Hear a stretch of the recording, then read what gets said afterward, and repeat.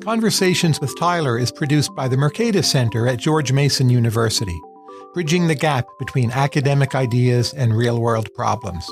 Learn more at mercatus.org.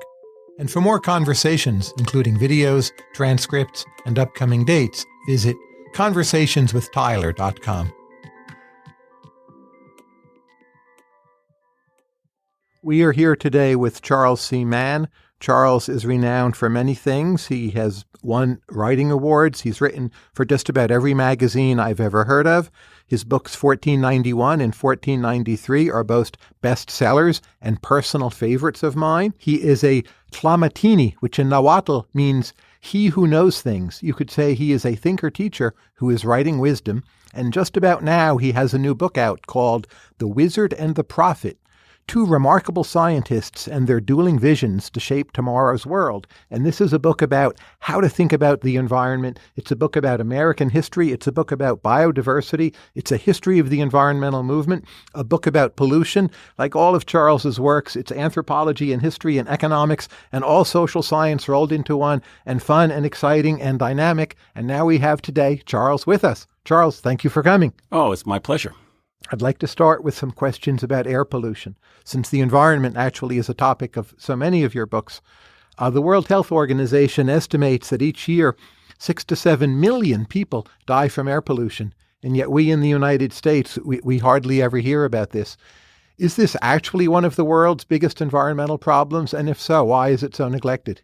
Well, it's not a big problem here. I mean, we've done enormous things to improve the environment in North America and in Europe. What they're really talking about is mostly indoor cooking smoke in places like South Asia and China, as well as urban places in Asia that have just absolutely horrific levels of smog from coal. So this is one of those areas in which you have enormous impacts in one part of the world and relatively little in another part of the world. And obviously getting rid of indoor cooking, especially on biofuels and coal, especially for home heating, would be a great idea for human health over in those areas. And in your book, Environmental Optimism versus Environmental Pessimism is a recurring theme. On this issue of the millions of deaths from air pollution, are you an optimist or a pessimist? Oh, I think I'm an optimist on this. This one is a problem that we have a clear idea how to resolve. There are obvious substitutes that would be much better than the kind of kerosene that you see in Indian villages.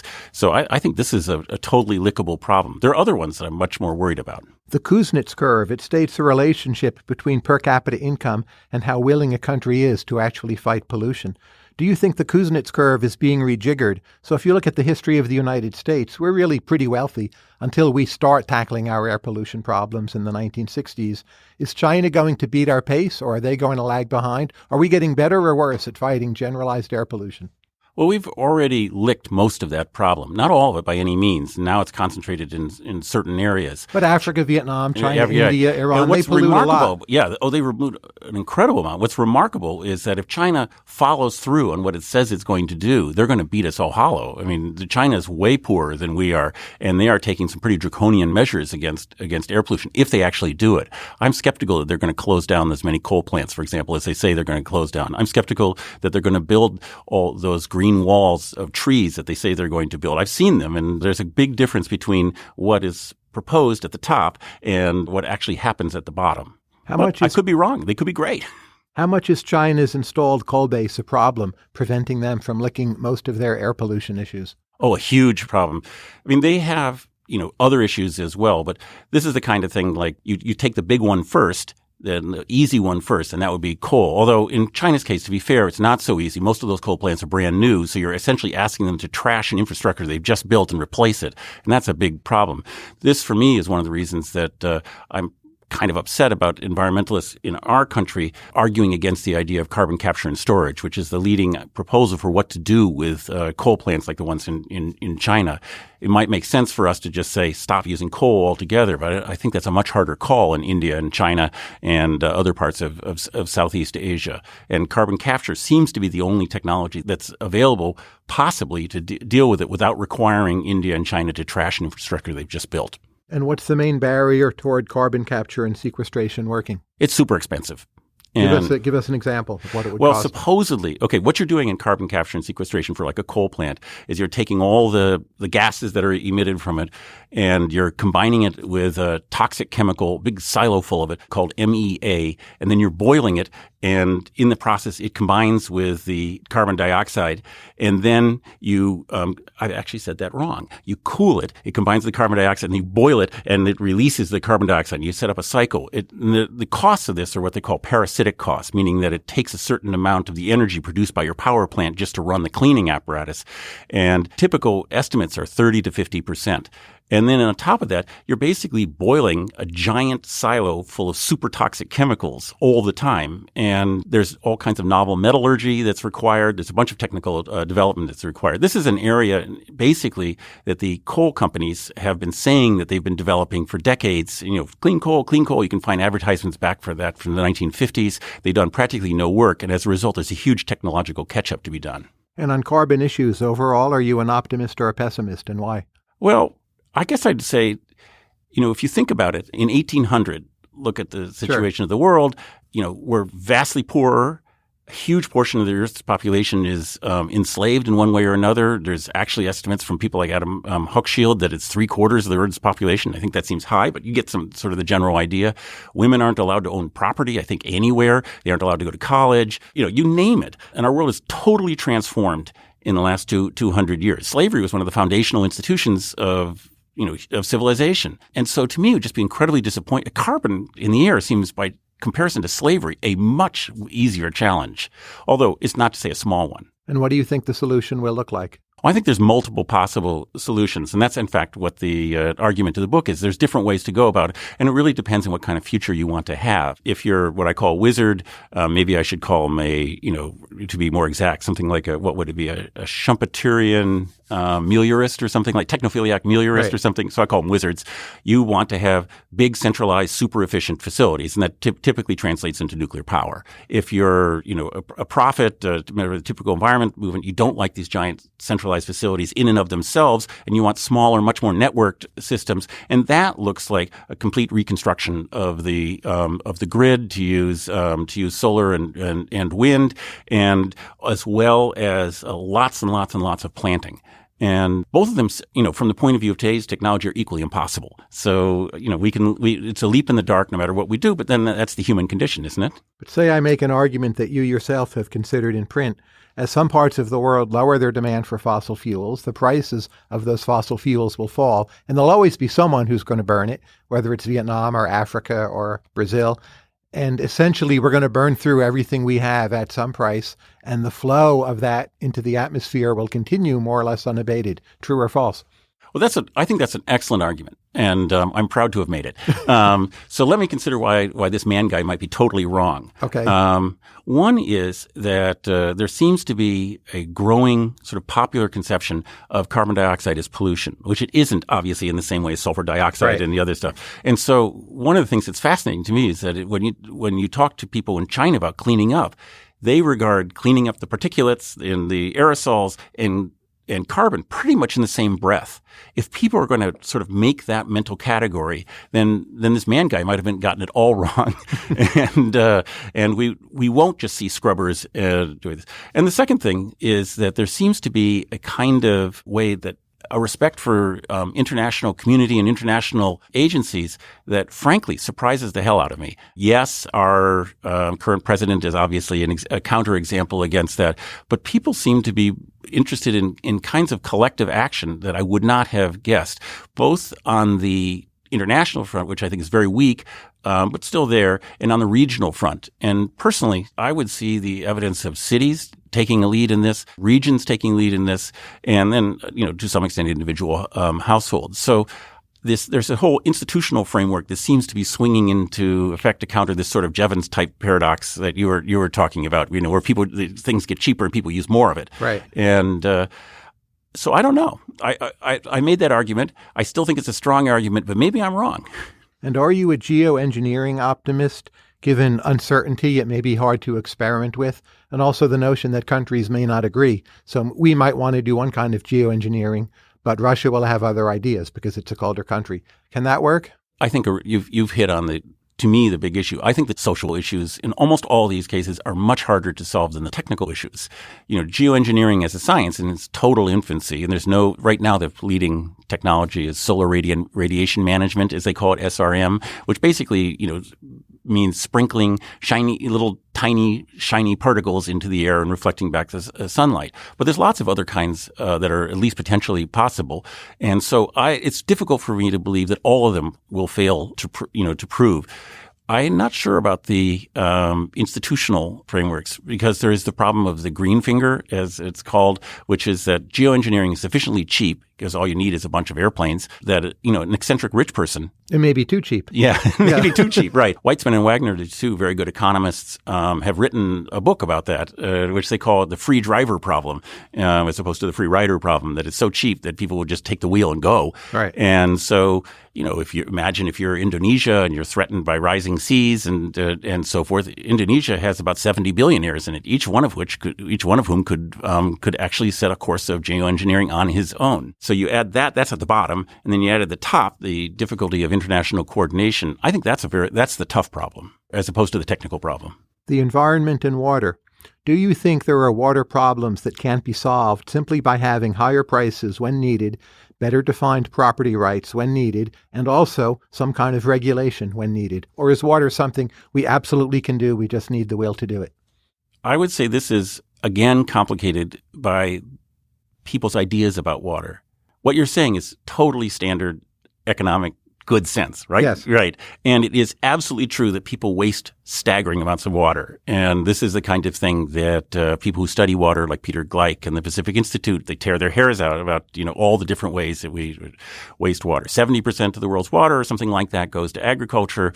Most of that is for irrigation. And, estimates the amount of water that's lost and just totally wasted in irrigation, range up to 70% of that. So it's 70% of 70%. You're getting close to half the world's water just wasted. So they say all the things that you should do, which you were just talking about, which is charge people, act intelligent about this.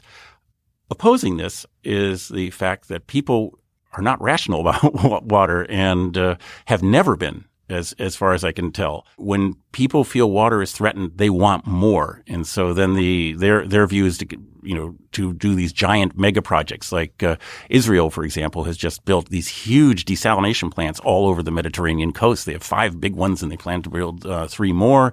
There's another one that's going to be in Aqaba in Jordan. It's even larger. California has 20 of these planned, and then there's these mega projects, which I think from a strictly economic cost benefit or benefit cost point of view are kind of crazy given the wastage. But there's a real pull towards doing that. And I just don't know how it's going to come out. Isn't Israel a good example of why we should be optimistic? Yeah. So now Israel has 70 times the GDP they had in 1948, 10 times the number of people, half the rainfall, and they do water reclamation, desalination, drip irrigation. They have regulation when needed. I'm not saying they have no water problems, but it's pretty well off as a nation. Water's not what's holding them back. They do some wasteful things that may be for national security reasons. And doesn't Israel show it can be done? The whole world will, when it needs to, solve its water problems? Or no? Well, Israel is certainly an example of what you can do. One of the striking things is they've oscillated between these two sides, what I call the wizards and the prophets. I mean, they began by constructing these enormous water projects. The National Water Project, which is this huge canal that takes water from the north, which has relatively plentiful water, and channels it down to Negev Desert. Then they realized, oh my gosh, we're getting in tremendous trouble with our neighbors because that water, was supposed to be for the Jordan River, and we've, taken 70% of the water of the Jordan River. So now we have to do this conservation program. And this is exactly what you're talking about, the water reclamation. It's very innovative. Drip irrigation, basically an Israeli technology. I mean, it was invented. Desalination, also basically an Israeli technology. And both of them were invented, the fundamentals elsewhere, and Israel took them and developed them, and they're kind of like the Japan of water. And they have done this extraordinary thing. But as soon as desalination kicked in at the beginning of this century, all those little tags that you used to see about, every drop counts and everything, they're all gone. And only in the South now do you see them. And the water, I just came back from there a few months ago, and the water guys that I was talking to were sort of tearing their hair out in the way that water guys always are. The idea of privatizing water companies, in your view, is this an underrated or an overrated idea? I think it's simultaneously both. because it's a solution I think should be on the table in many more places than it is, because the fact is that governments at every level have failed with water systems, and almost anything would be better than that. The problem is that the private companies do make the investments and they have to get paid back. Yes. And the governments then don't pay them back. The individual customers do, and that's frequently really tough on them. I think this is a real case where you could make an argument that government failures over time require government subsidies to make up for them. Because you talk to these people in China who are paying a quarter to a third of their income for water. That's quite tough. That's a lot. And that's obviously something that they, is a big punch in the face in terms of what they're trying to do. And you're going to get that, and you get rebellion. And you don't want to have people revolting against their own water supply. So I think that you should be done more, and the government should pay more attention. Let's consider a common interest we both have, food and food in the environment. Yeah. Now, as you well know, global population has continued to rise, but for the most part, at least relative to expectations, we fed many more people than most commentators ever expected was possible.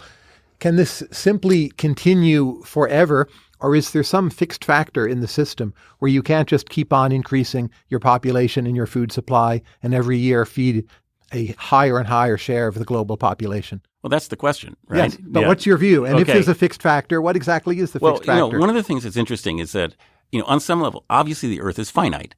And so on some level, there is... Gyrogus, yes. Right, what? Gyrogus makes this point. Right. So clearly there is some limit somewhere. But where it is, we just don't really have a clue. And one of the arguments I actually point out in this book is that there's this idea right at the beginning of the environmental movement, which is making this argument that we can't do everything we want, is that there's carrying capacity. And it has a whole bunch of different names: ecological limits, planetary boundaries. It gets dressed up in different guises. But the whole idea is that there's these fixed points that we cannot surpass. And yet, when you look at it, the argument, however intuitively appealing, and it's enormously intuitively appealing because the Earth is round and it's finite, is very, very difficult to substantiate. And you could, because it depends on what you consider those limiting factors to be. And in fact, one of the earliest calculations of this was done by the great physicist and mathematician Warren Weaver. And he said, well, the usable energy is what we need. And there's just an inordinate amount of energy coming in from the sun. Every day, all, 24/7. And so if that's what your idea is, this is a ridiculous thing to worry about, because people will not want to live in a world of hundreds of billions of people. There's just too crowded to move. And this is the wrong thing to consider, the limiting factor. Other people say, that's crazy. We need to have these ecosystems. And yet all of these concepts, because they're ecology, they're very difficult. Ecology and macroeconomics are sort of the same thing. They're studying these huge systems with a zillion moving parts, none of which we understand very well. Partisan and poorly understood also. Right. And they're partisan and poorly understood. And there's something there, obviously. Just this, the economy exists. Obviously, there is something for macroeconomics to study, but we don't really have very good tools to do it. And they're also afflicted with models that are adhered to far more often than they are, in terms of people's belief, far more often than they are actually empirically tested. But if you had to pick a leading candidate to be the fixed factor, I'm not saying you have to endorse it, but what's the most likely fixed factor if there is one? Well, water is certainly a big candidate. There just really isn't that much fresh water. But we can price it more, and since we have growing wealth, global economy grows at 4% a year, we can subsidize Well, you asked me what was the candidate. I didn't say I was believing it. Yeah. Right. But water is obviously one of them. But hovering over it is these questions about whether these natural cycles, is a kind of a fundamental question about life itself. And is an ecosystem an actual system with an integrity of its own, with rules of its own that you violate at your peril, which is the sort of fundamental premise of the environmental movement? Or is an ecosystem more like an apartment building in which there's just a bunch of people who happen to live in the same space and share a few common necessities? And I don't think ecology really has settled on this. And there's a guy in Florida, Dan Simberloff, who's a wonderful ecologist who's kind of made a career out of destroying all of these models, of these elegant models, one after another. So that's the fundamental guess. If it turns out that it's just a collection of factors that we can shift around at Earth, that nature's purely instrumental and we can do with what we want, then we have a lot more breathing room. If it turns out that there's these overarching cycles, which seems to be the intuition of the ecologists who study this, then we have less room than we think. David R. Montgomery wrote, and I quote, The United States Department of Agriculture estimates it takes 500 years to produce an inch of topsoil. Is that a plausible candidate for the fixed factor topsoil? I don't think so. Topsoil is really important. And nations that screw up their soil, that's a bad thing that happens. And when I went to the Fertile Crescent a couple of times, and you see these, soils that used to be part of the Fertile Crescent or and were Haiti, irrigated, yes. or in Haiti or something like that, you walk across the border between the Dominican. So obviously, that is something you should really pay attention to. But the tools we have for measuring it are pretty poor. For instance, the soil people have this thing called the universal soil loss equation. Do you know about this? No. This is how they measure how much erosion it is. And so when you hear that there's, 1/3 of the farmland in the Middle West or whatever the figure is has been eroded, it's with the universal soil loss equation. And it's the best thing that people can do at the time, but it really measures soil movement. And an awful lot of erosion is when soil goes from one place to another. If we're next door neighbors and some of my soil blows onto your farm and your farm blows onto my farm, they're both counted as eroded, even though we may actually have the same amount of topsoil. And that's not because people are faking it or anything. It was just the best tool that was available in the 1950s. And of course, people like to have consistent tools, and so it's gone through it. That said, there are estimates from people in Wageningen, where that great Dutch university, great Dutch agricultural university that's sort of behind the Dutch agricultural, and they believe that the actual issue is more soil contamination. And they say that something like 1/3 of the world's arable land has some problems from contamination. As in China. And soil contamination is harder to fix than air pollution. Oh, boy, yeah, it's a big deal. And you don't want soil contamination. Right. And so that's in that case, it's a plausible limiting factor, particularly if we don't develop remediation techniques. And so I'm very interested. Here's an underrated one thing for you, which is phytoremediation. If you could really develop that technique and you could plant some crops that would suck out the aluminum or the salt or whatever it is that's your problem with your soil, that would be pretty neat. A general question, at what point can we say the pessimist views are wrong? So as you know, Malthus is writing about subsistence wages and even starvation in the 1790s. There are pessimists well before Malthus. Paul Ehrlich is writing The Population Bomb. Those predictions haven't panned out. So there have been century after century, where war aside, siege of Leningrad aside, the optimists essentially are correct. Most of the time, the relative price of food is falling. Labor employed in agriculture as a percentage of the workforce is declining. So what would have to happen for us to say, well, we've simply decided the pessimists are wrong. We can keep on doing this? I don't think the pessimists, if you take the argument, the pessimists are saying there's a finite world, we can only get so much from it. Right. That obviously is true. The question is not so much whether they're wrong as whether they're relevant. If the limit is so far out there that we don't even need to bother with it, they could still be right. It just wouldn't matter. And one of the ways I think of looking at it is supposedly in the next part of this century, we're going to, all the demographers believe that the world population is going to roughly level off somewhere around the realm of 10 billion. Maybe it'll go, the quote pessimists think it'll be 11 or 12.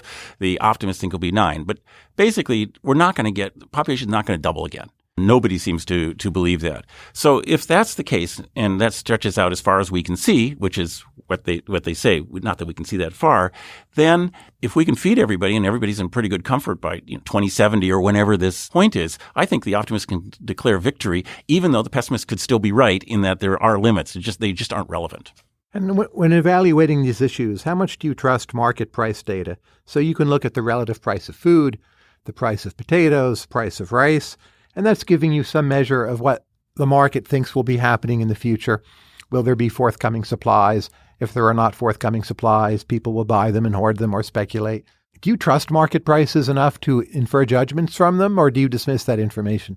Well, it's funny you should ask. I do trust market prices, but food is one of those areas in which the government tinkers so much with this that I'm really not sure what to make of them. One of the kind of eye-opening piece for me in this was I went to Illinois, northwest Illinois, and I talked to a bunch of the farmers in Marengo, Illinois, which is a corn and bean place, and they described for me all the different programs that they are eligible for and participate in. And I now understand why economists complain about farm subsidies, because they were saying these were reduced. And I couldn't believe the number of things that you can do if you're a farmer who produces the right commodity crops. And certain crops are very definitely much more in tune with what the government wants than others. So I talked to two farmers, both in Marengo, next door neighbors, And one guy is your sort of Michael Pollan ideal. And an amazing farm. He grows 1,000 different varieties of crops, just everything you could imagine, mimicking natural systems. He doesn't like to call himself organic because he doesn't like to submit to rules that he thinks are arbitrary and outdated, but we'll call him an organic with quotes because you get the idea. And it's really an amazing information processing system that he has to just this extraordinarily complex thing. And he produces a staggering amount of food off of it because he grows a lot of trees and tubers are more inherently productive than cereals like wheat and barley and so forth. And he is eligible for nothing. He has not gotten a dime from the government. He wouldn't mind it. It's not like a matter of principle, but it's just as far as the government is concerned, he doesn't exist. Whereas his next door neighbor has 1,200 acres of corn and wheat, and there's an entire parade of things that he is eligible for. So one guy's produce is much more expensive than the other guy's produce, but it's very hard for me as an outsider without conducting a serious study to tell. And then there's all these aspects of this, in which the system is tied together. One of the things you always hear is that meat, every pound of beef takes 10 pounds of grain and so forth. You've heard all this, and Sure. Meat is terrible. And it's actually much more complicated than that because you'd think that would give you some idea of price and so forth. But in fact, the grain that they're doing is distiller's grain, which has already been used for a couple of other processes before it. It's used to make high fructose corn syrup and an alcohol and so forth. So the costs of these things are all getting disseminated around to all these different products that each have their own set of programs and their own set of incentives and so forth. So the market data from agriculture, while obviously very important, especially for individual people, is really tough to tell what it means. Are you saying beef is possibly environmentally cheaper than many of us believe? Yes. Now, I should say, of course, it's all complicated. Yes. You're right. But for example, I live in the country, and there's a small farm just down the street from me. This is Western Massachusetts? Western Massachusetts. Okay. Sorry, I live in Western Massachusetts, and we have a boutique farm next to us that us yuppies, support because we like Jeremy, and it's all a sort of friendly but slightly ridiculous enterprise. And he makes delicious. The beef and pork he has is absolutely delicious. So we pay a ludicrous amount for it. Any normal person would think we were idiots. But his animals, they eat scraps. They eat leftovers. Yes. And as far as I can tell, they graze, on weeds. So as far as I can tell, the environmental cost to what they do is zero or negative in the sense that they also, have manure, and the manure is then plowed back into the fields. So obviously, what he's doing is having extremely small impact on the environment, possibly the methane. Now you get to these giant feedlots, and this is where they're talking about how terrible it all is. But that grain is used for so many things, and the cattle themselves are used for so many things. I mean, even if you didn't eat meat, there would still be need for leather, there'd still be need for keratin and collagen, and all the other things that come from cattle. So when you take these things and just say, 10 pounds of grain produces a pound of meat, it also produces all this other stuff, as does the grain. And so I think that the environmental impact is overstated. I'm sorry, that was a very long-winded answer. Yeah. Great. Due in part to the influence of Rachel Carson, the use of DDT has been highly restricted. And some people have charged this cost a fairly high number of human lives, and other people are more skeptical. What's your view? I'm skeptical of these claims in the sense that from what I have read, and I'm certainly not an expert on this, the implication seems to be that we're always talking about poorer nations that don't use it. Implications seem to be that these nations would have mounted the kind of systematic DDT spraying campaigns that were seen in this country from the First World War to about the 50s. Most of all in the South, yes. Most of all in the South, but also, in places like Long Island and the Middle West. Sure. And the little I have seen in malarial countries and in places like Niger and Chad and Nigeria and so forth, it just seems implausible to me that the government could have done this. So clearly it had some impact on the margins, but I don't know if we have a good idea of how much it is. And I often think that the sort of debate is more heat than light. Now, William Vogt is one of the two centerpieces of your book. One of his environmental solutions was population control and eugenics. Julian Huxley, who also plays a role in your book, brother of Aldous Huxley, he was a big advocate of eugenics. These ideas have faded from favor within the environmental movement, though not in China, of course, where they had a one-child policy. Do you think the future of environmentalism lies in population control at all, or not? population control has had such a terrible record because those ideas about population control were then embraced by the ecological elite, if you want to call it that, in North America and Europe, as well as governments in poor nations like particularly India and China. And the result was just terrible abuses. But say China's one-child policy. Was it a major disaster, or was it something? Well, the studies that I have seen suggest that if you look at the impact that it actually had on China, it was negligible. But if you look at the impact it had on individual families who were forced to work, it was terrible. And so you had a policy where you caused maximum, social disruption and personal trauma that had relatively limited impact on population itself. And the reason that they do this is they compare the sort of trajectory of China's population and birth rate with similar nations that didn't have this, and they aren't that different. And a lot of the TFR decline came before the one-child policy. Yes, exactly. TFR is total fertility rate. Yeah. And so, it looks like if you take this evidence seriously, which I think you should, I think the Chinese demographers are pretty good. It looks like this was just an awful mess and that they shouldn't have done it. And that, it's just like this sort of boring thing they say, empowering women and educating women is actually what you really want to do. My colleague Robin Hansen wonders if it isn't one of the world's biggest problems that we'll have too few children and too low a population. So countries such as Italy, I think now have TFR of about 1.3. For Singaporean Chinese, it's, I think, 1.1. So if you have enough countries, not all of them wealthy, by the way, Iran, Algeria have rapidly falling rates of childbirth, and you just have a shrinking population all the time. You have fiscal imbalances. You may have lower creativity. You may have a problem with aggregate demand, so you'll have bad macroeconomic outcomes. Do you worry too much that the global population will be too low and will be shrinking too rapidly? Your colleague is completely right that the population crashes that he's talking about are going to face societies and challenges they never faced before. I mean, always there's been what they call the population pyramid, which is, a small number of older people and lots of younger people in theory to support them, and certainly by their taxes. And what happens as the birth rate declines is that the pyramid turns into a cylinder or something like that. And you have an age structure that's never really existed in human history before. And not only that, but there's all these old people like me who are hanging around endlessly. And what we seem to really want to do is push down that retirement age so that the ever-shrinking number of younger people will have to do more and more to support us, if you go by the European example. So I do think that this is going to be a big problem. And the only upside I can see of this is that if all these people retire, maybe it will postpone the problems with the shrinking amount of work that's available if we all do this. Or maybe robots will be our savior. Yes. Yeah. There's all these science fiction stories from the 1950s where the robots are doing everything. I remember one was called the Midas Touch or something like that, where people were there's so much productivity from the robots that people had to spend all their days energetically consuming stuff just to keep up. Now, in all of these conversations, we have a segment in the middle, overrated versus underrated. You're free to pass on any of my questions, but I'll toss I'm sure. I just don't think I have a particularly interesting taste, but go ahead. Jackie Chan, overrated or underrated? Oh, I think it's impossible to overrate him. Jackie Chan's amazing. Have you ever seen those? You must have seen. I'm a big fan, obviously. And my favorite is Drunken Master 2, which on some reissues is now just called Drunken Master. Right. But what's the best one in your view? Oh God, they're all so good. I would have said Drunken Master. Do you like Steve Chow? Yeah. Yeah. Okay. So look, compare it. Jackie Chan has done what? I don't know, 150 movies or something. A lot. Yeah. And an incredibly large number of them are good. Steve Chow has done about a third as many movies. He's much younger, of course. And what is his hit rate? 20 out of the 50 or something like that are good? So, I mean, that's why I say it's impossible. The hit-to-miss ratio of Jackie Chan is unbelievable.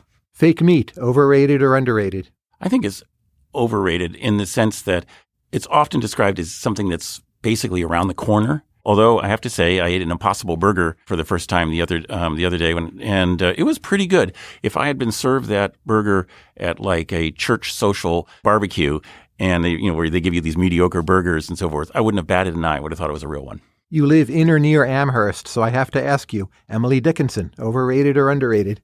Oh wow, I think her reputation is pretty sky high. Probably then she is overrated, but I feel like that's almost like saying that I don't like the Boston Red Sox. So sorry, I'll pass. She could be properly rated. Properly rated. Oh, okay, yeah. She's a good poet, boy. Robert Frost, the other Amherst poet, is also a really good poet. I think he's my top favorite American poet for the 20th century. If someone is approaching Robert Frost for the first time, what would be your pointer on how to make sense of it? The simpler the rhymes, the more sing-songy it is, the more lethal the point. The city of Oaxaca, overrated or underrated? I'm a huge Oaxaca fan, so I don't think it's possible to I just love that town. Other than Oaxaca, what is the most underrated travel destination in the Americas that you would recommend, and how should someone go about approaching a trip to that place? Oh, wow. So you do have opinions on all of these matters. Well, I just don't think they're very interesting ones. Okay.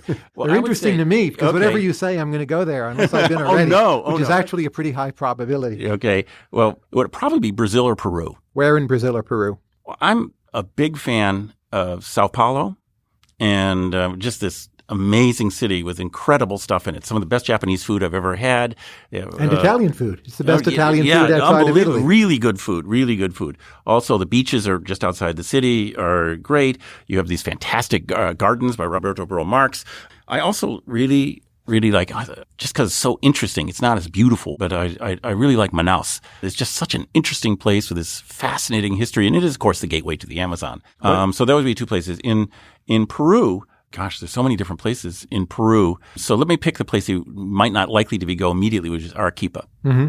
But you should also go and you can go from there to the Colca Valley, which is just dazzling. I love the food in Arequipa. Oh, boy. It's the best spicy food in Peru. Yeah, it's really good. And it's beautiful. And this lovely whole city's rooftops. white stone. It's perfect, yeah. Yeah. What's your favorite movie and why? But you can't mention Jackie Chan again. What's your favorite movie and why? Well, the thing about favorites is the ones that have these emotional impacts on you, right? And what was it? I was just thinking. I will tell you that this is funny. As a college freshman, I had a summer job working in a movie theater, and I saw the movie Zardoz 100 times because I was stationed in the theater to stop people from sneaking in. And so I think that movie is drilled into my brain. So I'd have to say Zardoz. I'm going to name three thinkers. You don't have to evaluate them overall, but just make some point that comes to mind when you ponder their work. Jared Diamond.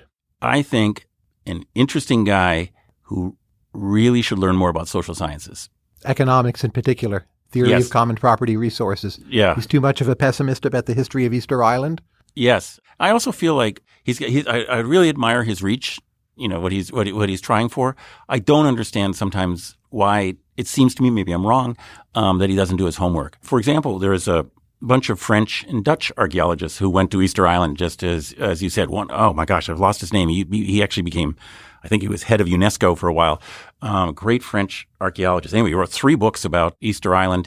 The UMass Library, which is the one nearest me, which has like 10 books about Easter Island, about 3 or 4 of them are by him. So it's not an obscure source. Not to mention in that, and he pieced it. He went to the Dutch archives and he pieced it together. Basically, what happened to the islands is they were really small, defenseless islands at a time when European traders were particularly rapacious, and the place got just swept away by slavery, disease, and also the trees got cut down for masts.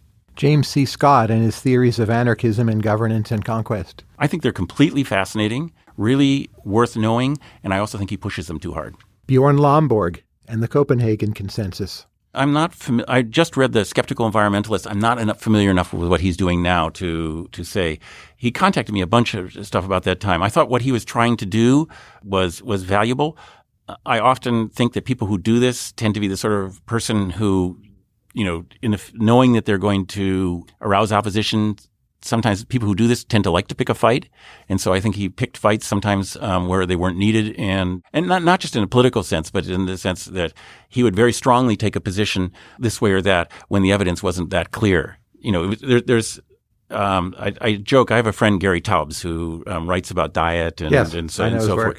And I always say that there's weak Gary and strong Gary. And weak Gary is the idea that the evidence that carbohydrates, are the way to go for heart disease is very poor. That's weak Gary. Strong Gary is that carbohydrates are actually bad. See, there's a big distinction between these two. And I think that Bjorn Lomberg didn't often grasp this in The Skeptical Environmentalist, which is the thing I'm familiar with, often would go beyond saying the evidence for this or that is weak to saying the evidence for its opposite. It must mean that the opposite is true. Now we turn our attention back to the history of the New World. Here's a question from a reader, and I quote, "If Napoleon had not conquered France, leading to the Louisiana Purchase, Would there have been no Indian Removal Act and no American Civil War? Is Napoleon, therefore, responsible for the collapse of the Native American civilizations? I think not, although your reader has obviously got an alt history book right there in which that would be true. Disease emptied these areas in the 1780s. That there's a wonderful book by Elizabeth Fenn called Pax Americana, which is about this enormous smallpox epidemic. She also wrote a book about the Mandan that came out recently that talks about it as well. And so, the native groups were just smashed by this disease. There seems to have been 40, maybe even 50% mortality rates. Very difficult for societies to recover from that. And I think that people would have just moved in. It is possible that Andrew Jackson didn't have to be such a jerk. I'm working now with a project with a Choctaw, and they who were in Oklahoma and used to be in Mississippi, and they certainly remembered. They allied with him in 1812 and were partially responsible for his great victories in 1812, which led him to the presidency. And so they feel like he directly and personally stabbed them in the back. In fact, when they said they're taking him off the $20 bill, there was great rejoicing in Choctaw country. Now, as you well know, there's a huge literature on how Cortes and the Spaniards managed to conquer the Aztec Triple Alliance. Mm-hmm. For me, it's one of mankind's most remarkable but also tragic stories.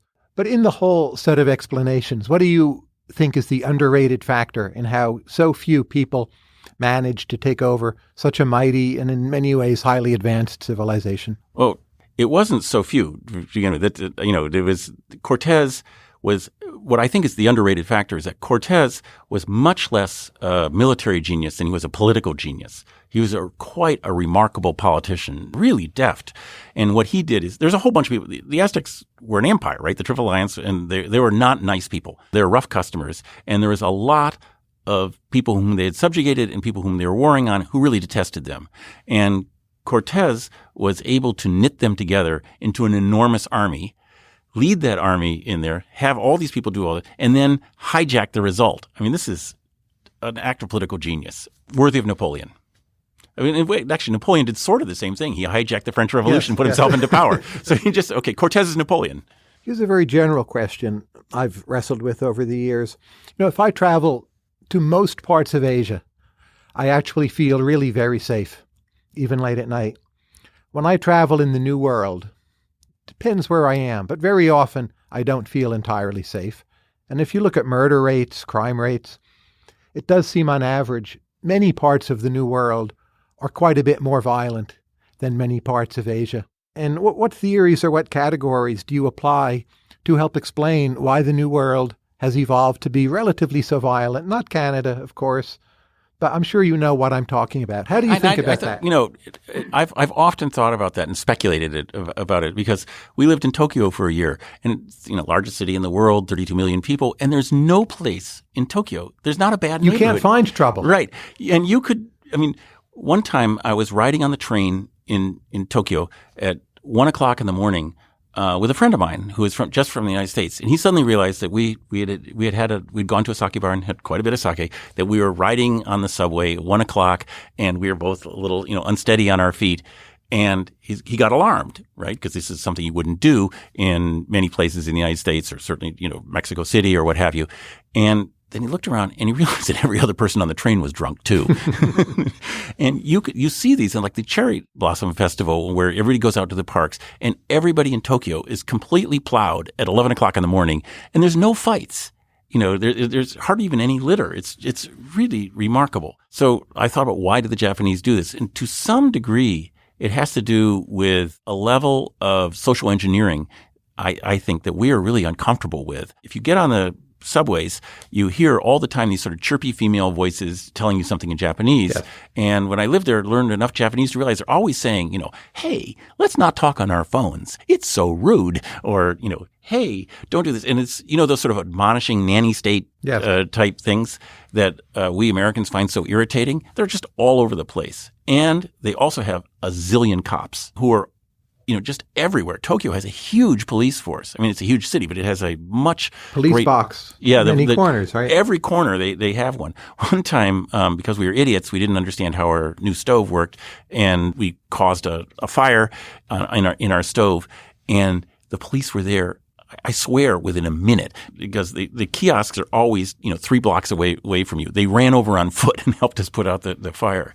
So when you have that degree of being watched and that degree of social control, I think it has some impact. Unfortunately, I think this is a disquieting answer for people like me who are Americans who don't like being supervised in this way. As you know, there are still many Nahuatl-speaking villages in Mexico, other non-Spanish languages.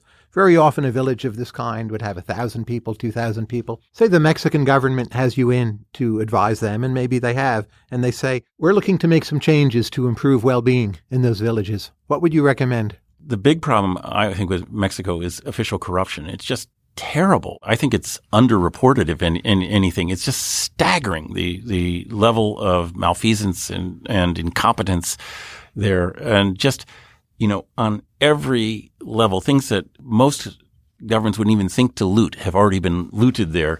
I remember I was shocked. They have these Conasupo and these systems for subsidizing corn, which they have in Mexico.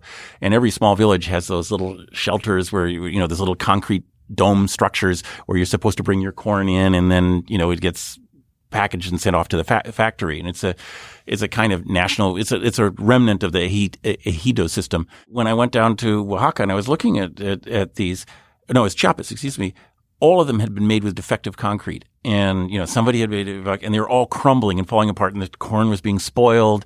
And then you actually had to pay off the inspection. It was just, the corruption just permeates the thing. So basically, I would tell the government that they should, I think if they fired pretty much everybody in the government and hired a new government, they would be better off. I mean, I'm joking, obviously, but the Mexican people are just wonderful. It's a cultural full of all these people who know how to do all this stuff. There's so many people in Mexico, in rural Mexico, who know how to wire their houses. They know how to do the plumbing. They know how to build with cement. They come over to the United States and they're tremendously in demand all through the Southwest and California.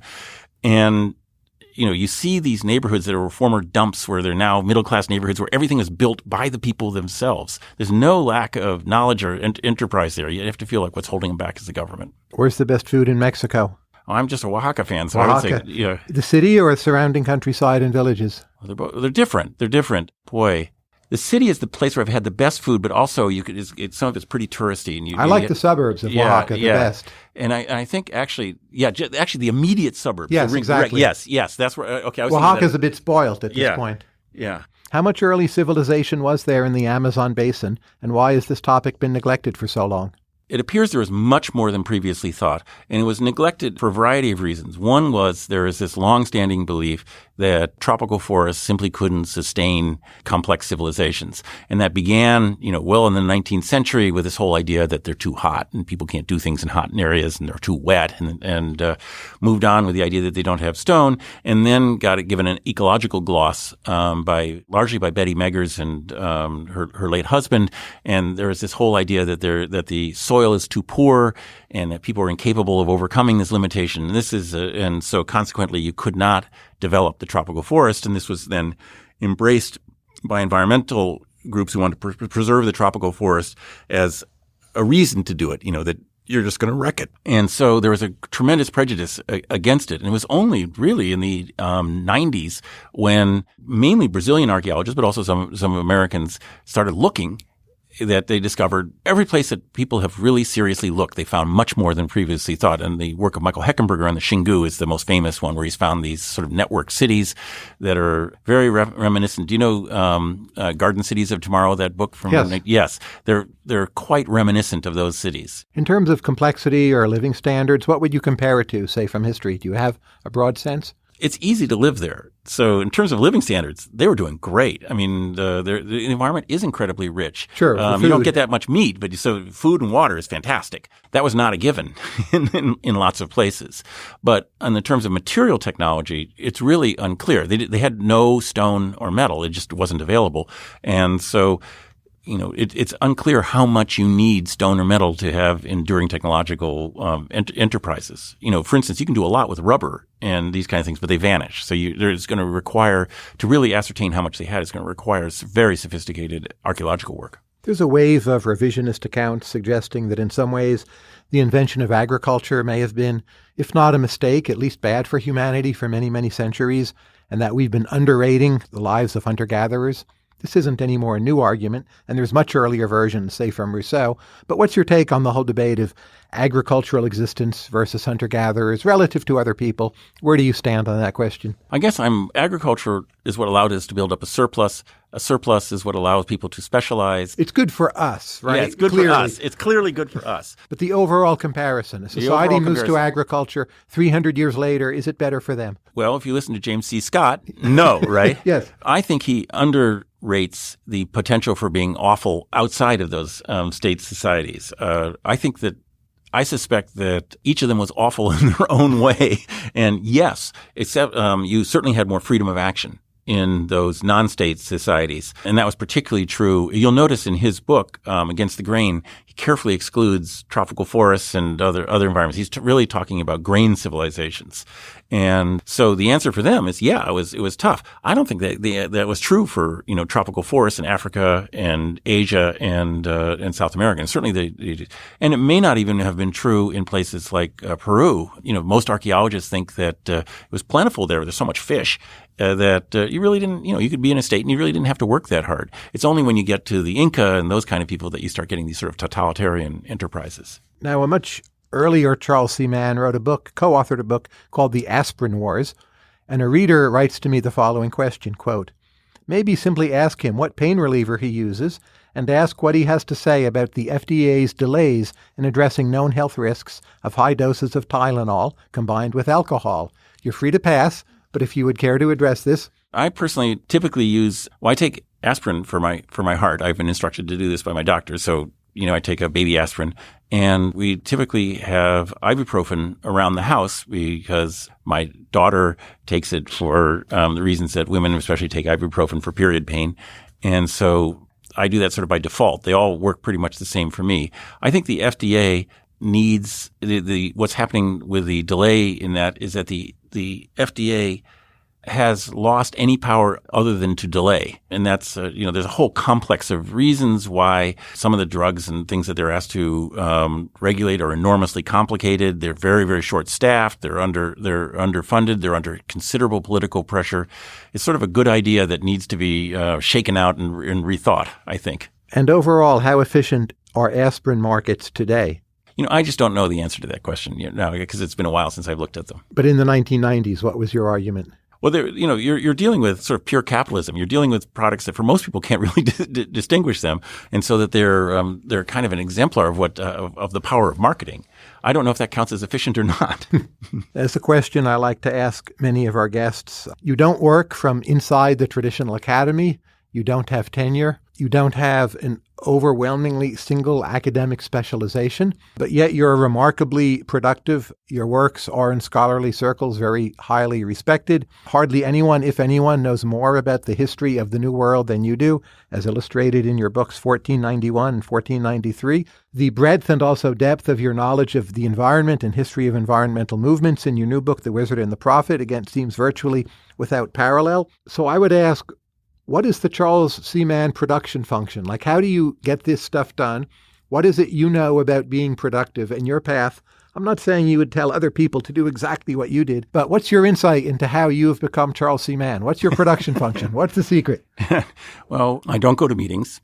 Unfortunately, academia is replete with meetings. That's One correct. of the reasons for living in Amherst is that they don't request me to come in and talk to people.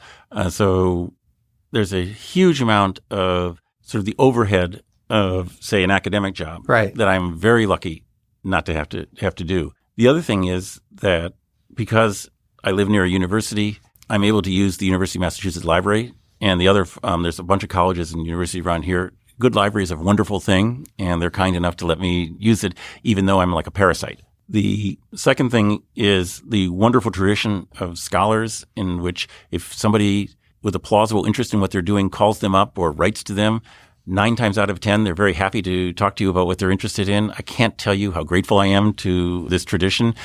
People will talk to me for hours. It gains them nothing. I mean, I try to make it pleasant for them, but frankly, it's sort of nuts, but they're willing to do this. And then the second thing is that I am able to sit down and read a lot of stuff. And my secret weapon is that I can read. That you can read. You can read quickly, perhaps? I can read fairly quickly, and I'm not afraid of numbers. An awful lot of journalists aren't afforded the leisure or time or whatever to read, and an even larger percentage of them are much more scared about numbers than they should be. And I was always raised by my father that if you stare at something long enough and ask enough questions, you can always figure out the gist of it. And how do you organize your workday then? I'm a night person. Mm-hmm. For whatever your work reason. Night, however, your work. Yeah. And so I typically spend the morning dealing with correspondence and the sort of overhead of the modern electronic era. And then I am able to work from, so say 1 to 5, then I cook dinner for the family with my wife, and then I'll work late at night. And living in the countryside with few distractions has been very good for me. Just to recap, the subtitle of Charles C. Mann's book is Two Remarkable Scientists and Their Dueling Visions to Shape Tomorrow's World. Those two scientists are Norman Borlaug and William Vogt, environmental optimists and pessimists, respectively. The title is The Wizard and the Prophet. I love this book. I encourage you all to read it. And I thank you, Charles, for coming and joining us today. Oh, it's totally my pleasure. Thanks for listening to Conversations with Tyler. You can subscribe to the podcast in iTunes, Stitcher, or your favorite podcast app. And if you like this podcast, please consider rating it on iTunes and leaving a review. This helps other people find the show.